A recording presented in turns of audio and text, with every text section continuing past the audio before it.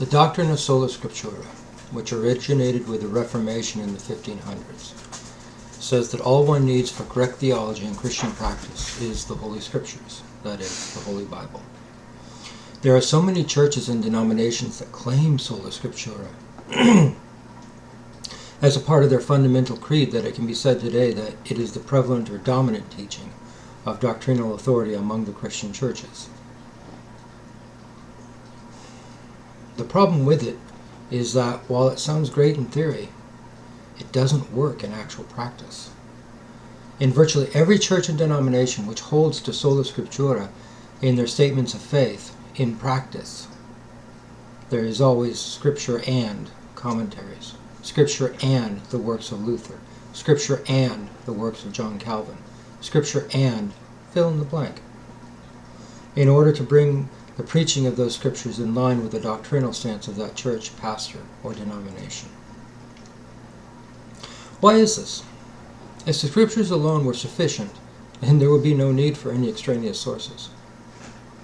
The answer is that Sola Scriptura assumes something about the Scriptures which simply isn't true, as any cursory reading or perusal will attest.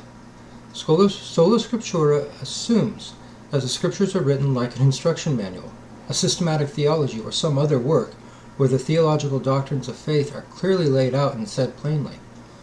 This is just not the case at all. The Holy Scriptures are 66, 72 if you're Catholic or Orthodox, individual works representing over 40 different authors, 3 languages, a 1,500-year time span, and multiple genres of literature such as history, poetry, private letters, prophecies, proverbs, and anecdotes, and so on. It gets even more complicated when you realize that the very first 5 were likely translations from an older language into Hebrew, and heavily redacted or even paraphrased. They were all written from the worldview of the authors at the time, which meant some of them honestly thought the earth was flat, while other later authors understood it to be at least round or a sphere.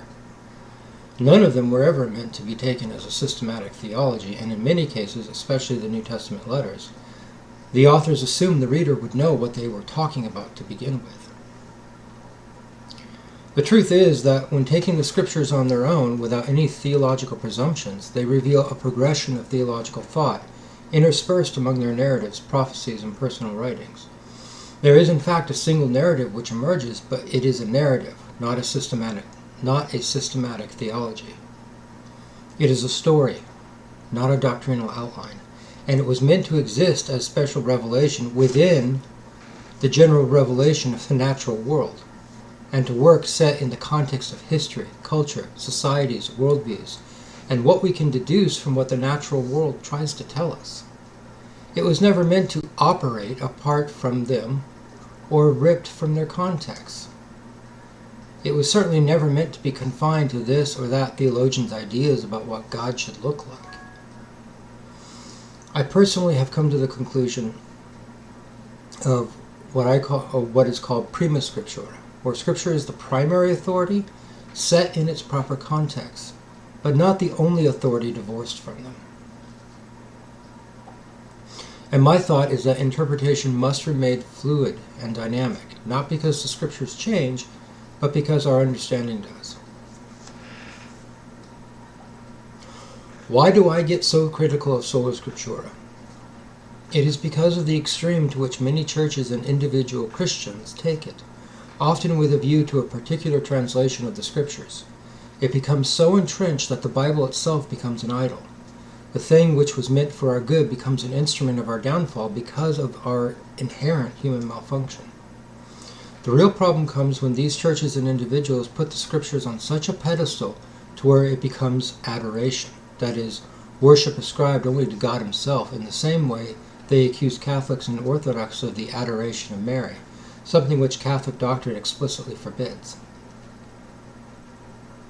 While both sides would deny any such thing, Bible Christians do not worship the Bible, and Roman Catholics do not worship Mary. Nevertheless, from all appearances of liturgy, worship music, and arrangement of their sanctuaries, they certainly both give the appearance of it. And so the Bible Christian accuses the Roman Catholic Christian of Mariolatry, and the Roman Catholic Christian accuses the Bible Christian of bibliolatry. Here's the thing as well. I accept the authority of the Scriptures, but in their proper context. I personally hold the Scriptures in a high regard, in a high enough regard to where I have made it a point to seek them out in their own languages and to understand what they are saying on their terms and not anachronistically on mine. I honestly don't understand why. If someone holds the opinion of Sola Scriptura, they wouldn't do the same. If this book is that important to you, why wouldn't you engage with it in its own tongues and on its own temporal and cultural terms? Why wouldn't you pore over it again and again and again in those languages to understand what is actually being said? If this book is that important, and if it contains the message of deliverance and salvation, why would anyone do anything else? And yet frequently those who claim Sola Scriptura adhere to one particular translation in their own language, and it's usually the one which supports their own particular systematic theology, or their churches. Yes, I'm looking at you, KJV, NASB, and ESV, and don't go anywhere. Well, and what really happens is that it is their own systematic theology, supported by this preferred translation, out of which they are really making an idol and lifting high, symbolized by